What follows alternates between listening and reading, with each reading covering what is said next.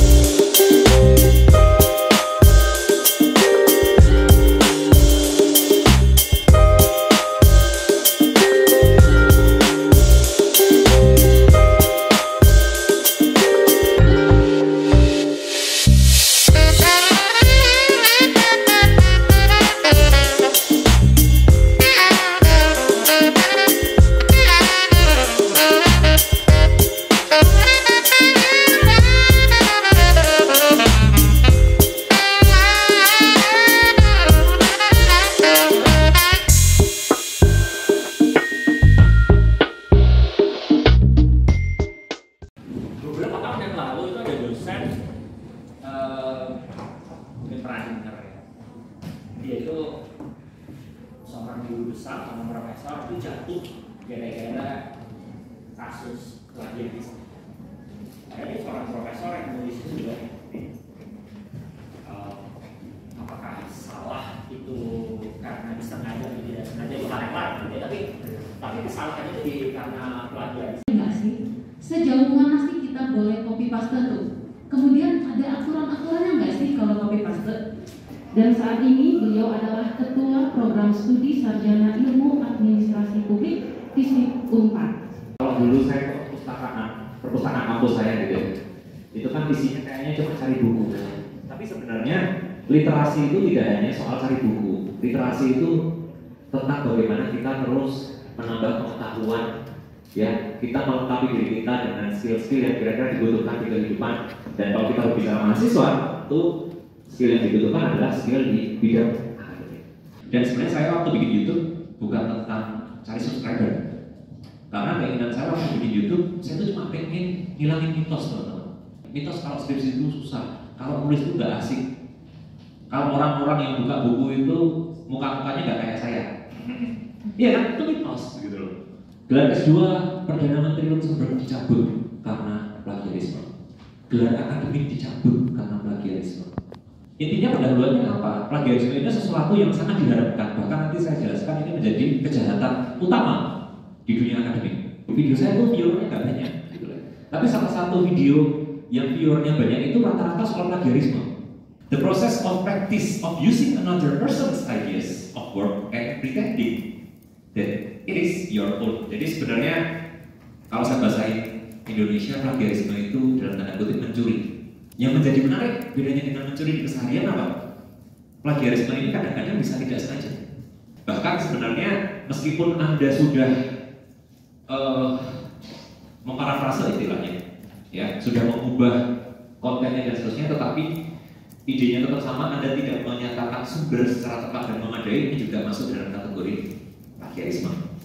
Menggunakan tugas di mata kuliah A, terus kemudian dimasukin di mata kuliah B dan seterusnya. Itu publikasi, ya, itu publikasi. Kalau kita mau plagiarisme kan seolah-olah menghargai orang lain, tapi dalam hal ini menghargai diri sendiri itu, atau Anda tidak menghargai diri sendiri, Anda juga kemudian melakukan plagiarisme. Anda tidak menghargai bahwa otak Anda itu bisa lebih dari itu. Ya, Anda bisa menulis tema yang berbeda untuk tugas yang berbeda dan seterusnya. Paling tidak ada 4 hal yang mungkin perlu kita tahu bersama ya, ketika kita berbicara plagiarisme. Hasil uji penelitian nanti kita bisa dibuka, gitu ya.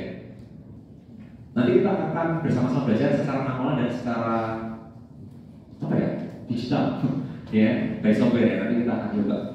Kamu suka K-pop? Nanti siapa kamu suka siapa? BTS sama Seventeen. BTS sama Seventeen. Loh, Seventeen bukan dari Indonesia. Ketahuan BTS ya. Dan tanpa sepengetahuan teman-teman, kita hadirkan BTS. Misalnya, mau apa ya? Foto. Foto. Ya. Kamu punya albumnya nggak? Minta mau ngapain lagi? Tanda tangan. Tanda tangan. Karyanya bagus, dia apresiasi. Dia sangat menghargai yang bikin karya. Jadi dalam parafrase ini yang harus dipahami, biasnya nggak boleh terlalu gede. Jangan sampai mengubah arti sesungguhnya. Di luar hujan gerimis. Lalu saya menulis Dan akhirnya saya menangis karena saya lupa ngalis. Saya makan manis. Sama kue kumis. Bersama si manis dan terakhir tragis. sambil berbaris. Menurut saya, kita secara prinsip harus tahu dulu caranya seperti apa, baru teknologi memudahkan. Jangan sampai kebalik, ya. Nah ini kelebihan dari teknologi atau kelebihan. Yang kemudian, yang kedua, tadi saya jelaskan contoh-contohnya dan seterusnya, gitu ya. Dia lebih sederhana, gitu ya. Karakteristiknya lebih sederhana dari kelebihan karena menggunakan running note atau catatan berjalan. Ada juga yang bilang catatan perut.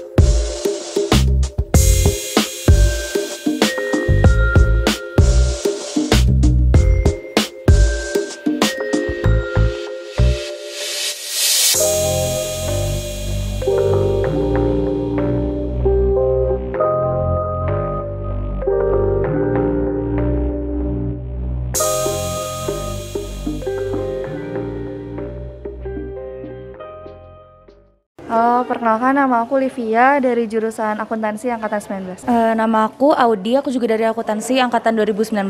Nama aku Elis, aku juga dari akuntansi angkatan 2019. Nama aku Yola dari akuntansi 19. Aku Agnes dari Adbis 2019. Mungkin aku mau nanya dulu nih dari kakak-kakak sekalian, setelah mengikuti workshop ini kesannya apa sih? Mungkin lebih terbuka sih wawasannya tentang plagiarisme itu kayak gimana, nggak cuma asal kopas aja. Tapi harus nyantumin sumber-sumber juga. Bermanfaat banget sih buat kita mahasiswa yang lagi bikin-bikin proposal sekarang. Kalau dari aku sendiri, aku sebenarnya agak suka juga event yang kayak gini karena soalnya aku sendiri kan udah semester 7, itu lagi nyusun-nyusun seminar gitu, dan ini bener-bener ngebantu banget buat kita tahu apa aja sih plagiarisme yang nantinya mungkin aja possible terjadi di kita gitu. Jadi menurut aku seru sih eventnya. Selain itu juga di sini kan tadi udah jelasin tiap tips and triknya supaya nggak plagiarisme sama parafrasenya lebih baik lagi. Kalau dari aku jadi tahu aja sih jenis-jenis plagiarisme, jadi gak cuma satu jenis tapi ternyata ada banyak. Mungkin lebih tahu lagi sih tools-tools apa yang digunakan biar kita nggak terlibat dalam kejahatan plagiarisme. Mudah banget sih, jujur dari Mas Sakti sama Pak Hans juga enak banget ngajarinnya, fun banget. Jadi kita juga nggak boring untuk dengerinnya. Iya sih, kalau aku sih jujur dari tadi, mungkin dari awal gitu dengan cerita-cerita dari Pak Sakti juga, jadi lebih enjoy sih ngedengerinnya, juga lebih masuk ke kita gitu. Yang dibicarain juga, yang disampaikan itu materinya juga ringan, cara pembicaraan kalimat-kalimatnya juga mudah dipahami. Menurut aku materinya mudah dipahami sih. Lebih enaknya itu di pembawaan narasumbernya sih. Mungkin ada satu kata nggak yang bisa menggambarkan workshop hari ini? Kalau aku satu kata dari aku insightful sih. Kalau dari aku menarik. Nama saya Antonio dari jurusan Hubungan Internasional angkatan 2020. Halo, nama saya Denis dari jurusan Hukum angkatan 22. Halo, nama saya Rafif dari jurusan Hubungan Internasional angkatan 2020. Kalau dari saya jadi bisa bedain ini sih kegunaan kayak objek, terus iBit lebih jelas lagi. Sebelumnya udah tahu cuman kayak kurang jelas gitu. Kalau dari saya, jujur saya punya ketertarikan dalam bidang penulisan, tapi saya punya ketakutan juga. Saya takut saya nggak mempunyai basic untuk bisa menghasilkan suatu karya tulis, dan dari sini justru saya dibukakan sama materi-materi yang belum pernah saya temukan gitu secara teknis. Dan kemudian dari hasil bincang juga dengan Bapak Sakti, saya mendapatkan banyak insight yang baru gitu, yang bisa jadi dasar buat saya mengembangkan diri saya lebih lagi, yang pastinya juga untuk berguna bagi banyak orang. Terima kasih. Kalau dari saya sendiri, saya belajar banyak tentang gaya-gaya citasi, mulai dari ada apa tadi, turabian, habis itu optit juga buat footnote, sama apa iBit. Habis itu saya juga belajar tentang parafrase, jadi kan parafrase yang langsung dan tidak langsung. Ya pokoknya seru deh, saya belajar banyak di sini juga sama teman-teman. Terima kasih. Mudah nggak untuk dipahamin oleh teman-teman semuanya? Oh iya, kalau dari saya ya sangat mudah, bisa dimengerti dengan baik. Sangat mudah dan sangat interaktif ya. Untuk pertanyaan kita gampang banget untuk menanyakan pertanyaan gitu, no hesitation lah gitu. Boleh dipulang. Sama sih kalau dari saya juga, gampang dipahamin, gampang dimengerti. Oke, jadi mungkin satu kata nih dari teman-teman sekalian yang menggambarkan nih, setelah teman-teman selesai workshop hari ini, satu kata apa yang menggambarkan teman-teman dapat ilmu apa dari sini? Kalau dari saya, satu kata ya jadi lebih jelas. Mau ngesitasi juga jadi lebih enak, lebih nggak takut-takut lagi kayak sebelumnya. Jelas. Bermakna. Ya. Kalau dari saya satu kata, parafrase sih. Oke, itu aja mungkin. Terima kasih teman-teman. Udah. Terima kasih. Dadah. Boleh lagi Pak?